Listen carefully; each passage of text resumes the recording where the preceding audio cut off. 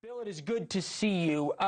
Trump has clearly changed his worldview over the weekend. How would you characterize it? Backing down, strategic pause, pivot? What's happening? Well, he wants to stop the madness. Donald Trump knows this is no good for anybody, and he will. He's going to make a deal with Walz. I don't know what the deal will be. But the most important part of this for News Nation viewers isn't about the individual politicians. It's about the misreporting of this story in the totality. There are two different stories here. The first story is the violence against the two people who are dead.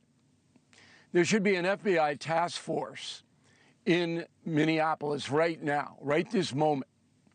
I don't know if there is one because Kash Patel has not held a press conference. Where is the FBI director? Where? You can't have Homeland Security investigate Homeland Security. You can't. Why do we have the FBI? You have so many potential crimes in the city of Minneapolis and the state of Minnesota. The only bureau who could do it would be the Federal Bureau of Investigation. Where are they? Where is Kash Patel? All right? You can debate videotape all day long. You can say whatever you want to say, but there has to be an overriding authority in this state. And there isn't. Did you see, Leland, and because you've been studying it like I have, one Minneapolis police officer protecting ICE against the demonstrators? Did you see one? No, but that's not the FBI's job to investigate the answer is no. The answer is no. You didn't see one because there wasn't one there. And this is a public safety issue with dead people. No local or state cops. None. By order of the governor and the mayor. That is insane.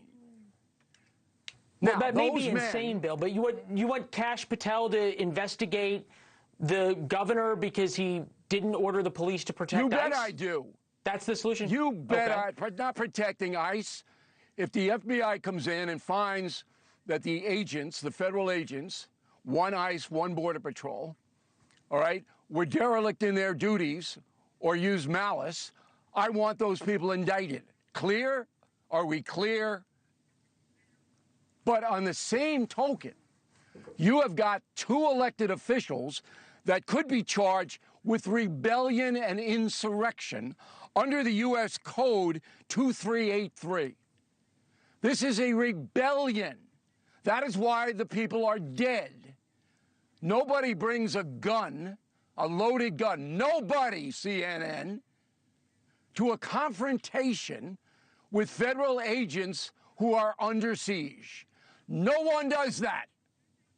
That man did. Because, in my opinion, he was so crazed by the situation, so agitated, as I am right now, that he had lost all judgment. Now, listen to me. The authorities, governor, mayor, feds, have to control that. The controlling bureau is the FBI, not Homeland Security. They're doing what they're ordered to do. Find and detain people who should not be here. Okay. So you write... One more point. You write in your newsletter, okay. One more point. You write in your newsletter, the same approach is far beyond Walz. Look, you write the same approach on this anarchy. Who is the modern John C. Calhoun about Walz, a despicable South Carolina senator who actually wanted the Civil War to happen? Do you think Walz wants the Civil War to happen and therefore should be arrested as though he was a Southern governor or something in the early or late 1850s? I think there is evidence that should be examined, and you might be able to charge Walz with insurrection under the... You want me to read it to you? I got it right here. It fits Walz to a T. Would that be good for America? I don't care. Look, Anarchy is the worst thing that could happen. The worst. Right now, in this present moment, de-escalation is the best thing that can happen. So Holman meeting with Fry has my 100% endorsement. Walz calling Trump, vice versa, 100%. But that doesn't excuse what has happened and is happening, which is a rebellion against the United States law passed by Congress, by a state under the governance of Walz and a city where Fry runs. Look, if you continue, and I say you in a general sense, to allow states and cities to not enforce federal law, you don't have a country. It goes, okay? Everybody should understand. So then why is Trump backing down? Now here's the second part of the story. He's not backing down. He's trying to defuse. Why would you say he was backing down? You want a CNN contract?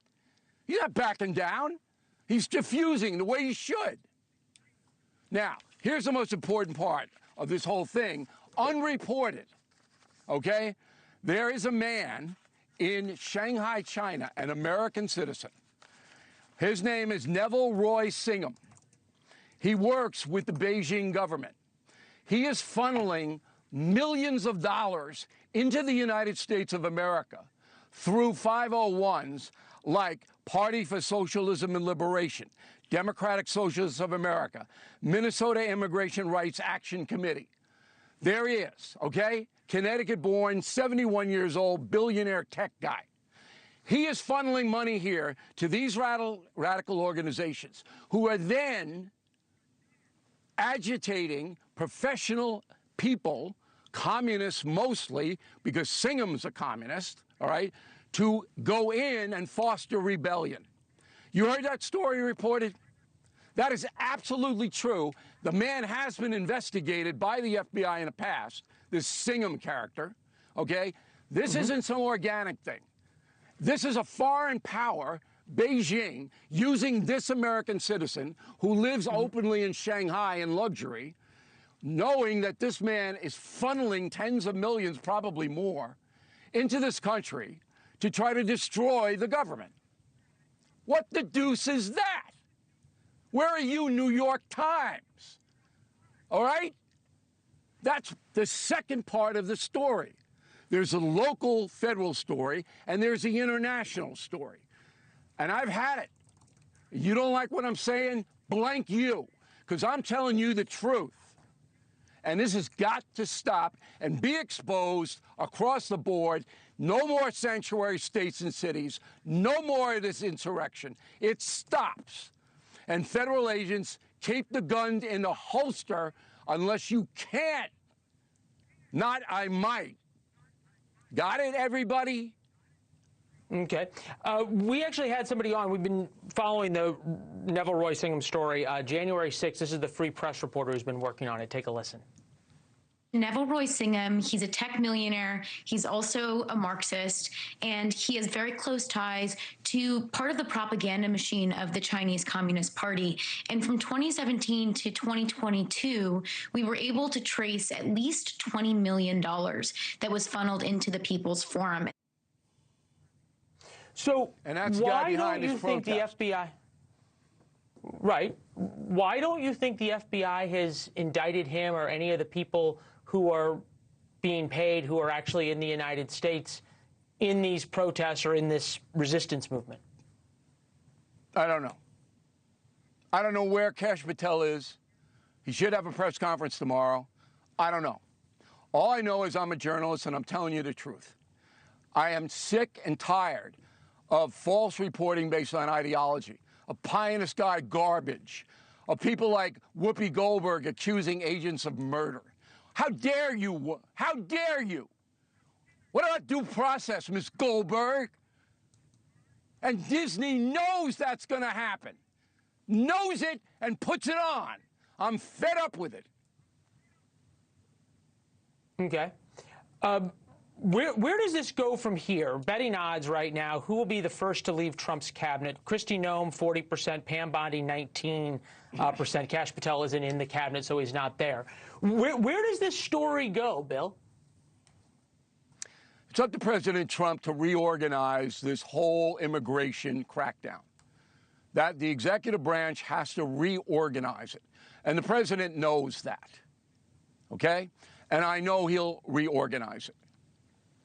But at this point, it would be cheap shot for me, who isn't in the meetings, doesn't know the dynamic, okay, to say, well, Noem should go or this one should go. Americans can hold an opinion on it, but I'm a fact-based guy. I don't have enough information there, and I don't have enough information to convict Walls of Fry either.